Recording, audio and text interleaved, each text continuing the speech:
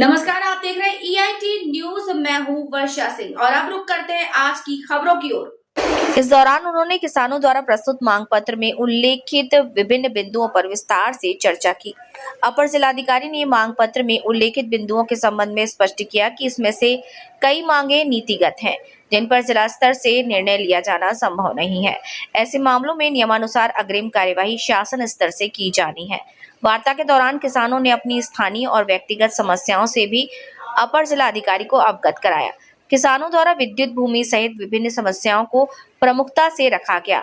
अपर जिलाधिकारी ने किसानों की समस्याओं को गंभीरता से सुनते हुए उनके समाधान की संभावनाओं पर विस्तार से चर्चा की।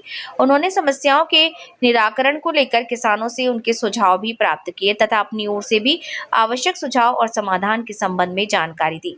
अपर जिलाधिकारी ने कहा कि प्रशासन किसानों की समस्याओं के प्रति संवेदनशील है तथा जो भी समस्याएं जिला स्तर पर नियमानुसार हल की जा सकती हैं, उनके निराकरण के लिए संबंधित अधिकारियों को आवश्यक कार्यवाही हेतु निर्देशित किया जाएगा।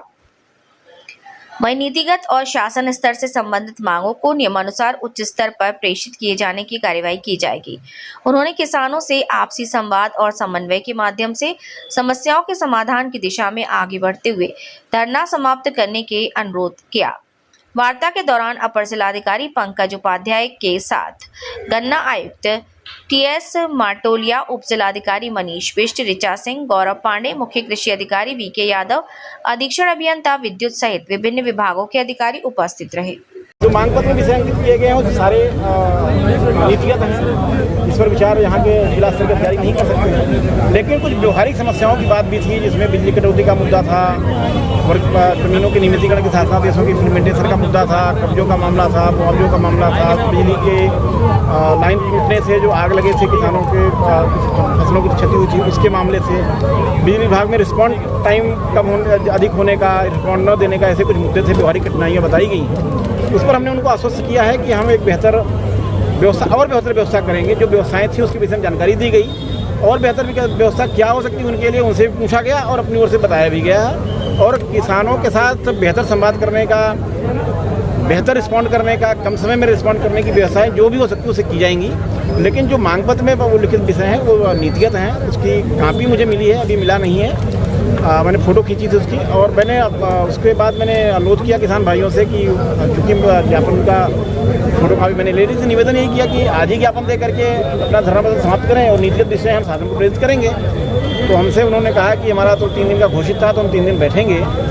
तो मेरा फिर भी उनसे ये निवेदन था कि अपना धरना प्रदर्शन समाप्त करें और नीतिगत विषय है शासन को पेश किया जाएगा और शासन स्तर पर विचार करने का अनुरोध किया जाएगा। सर, फायर की गाड़ियों की बड़ी समस्या रहती है, किसानों की मांग है। यद्यपि ये विषय यहाँ आया नहीं था, लेकिन फिर भी ये हमारा मानना है कि कहीं पर भी अग्निकांड होता है तो रिस्पॉन्ड टाइम जितना कम फायर ब्रिगेड का होगा, जितनी जल्दी उनको सूचना मिले और जितनी जल्दी वो पहुँच सके, इस पर हम बेहतर प्रबंधन हमारा है भी और बेहतर क्या हो सकता है उस पर विचार करेंगे।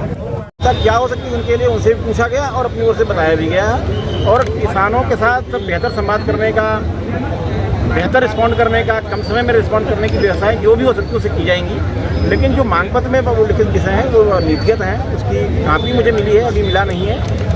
मैंने फ़ोटो खींची थी उसकी और मैंने उसके बाद मैंने अनुरोध किया किसान भाइयों से कि चूँकि ज्ञापन का फ़ोटो कापी मैंने ले ली थी, निवेदन यही किया कि आज ही ज्ञापन दे करके अपना धरना प्रदर्शन समाप्त करें और नीतिगत विषय हम शासन को प्रेरित करेंगे।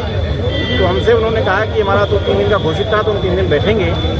तो मेरा फिर भी उनसे ये निवेदन था कि अपना धरना प्रदर्शन समाप्त करें और नीतिगत विषय है शासन को पेश किया जाएगा और शासन स्तर पर विचार करने का अनुरोध किया जाएगा। सर, फायर की